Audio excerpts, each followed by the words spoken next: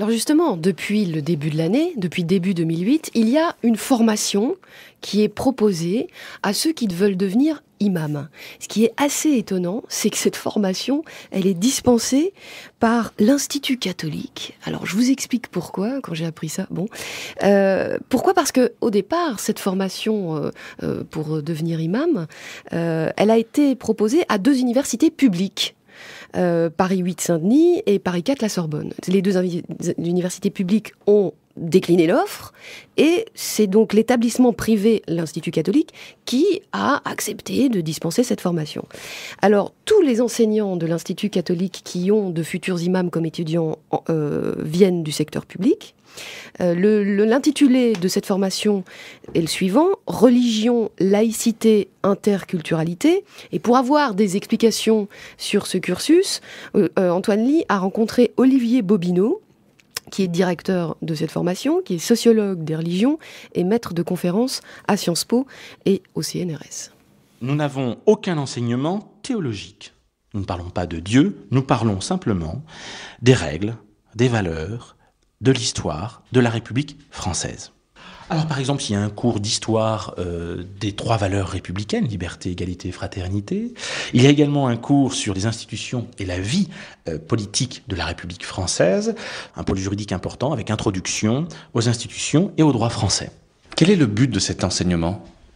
L'intégration, la compréhension des valeurs républicaines, une meilleure compréhension entre les cultures.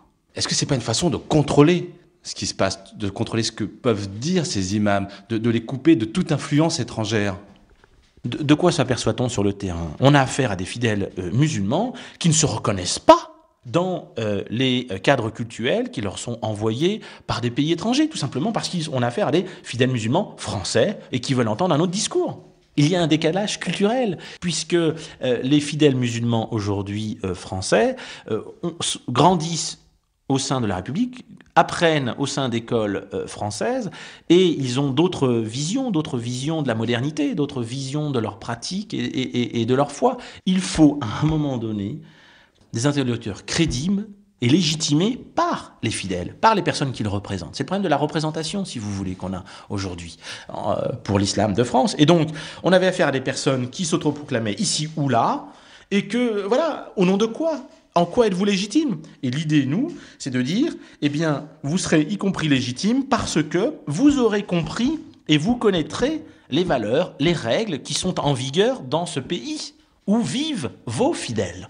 Qui dit encadrement dit aussi contrôle. Dans l'opinion publique, quand on dit contrôle, on pense tout de suite à manipulation. On aurait pu imaginer que nous voulions, ou que le pouvoir public, ou qu'une université privée, ou les cathos, à un moment donné, j'ai entendu dire, les prêtres cathos vont enseigner la bonne théologie. Nous avons été très vigilants à ne pas avoir d'influence, si l'on peut dire, de part et d'autre. Et je dirais que nous ne l'avons pas eu pour la simple et bonne raison que nous n'abordons en aucun cas les contenus théologiques.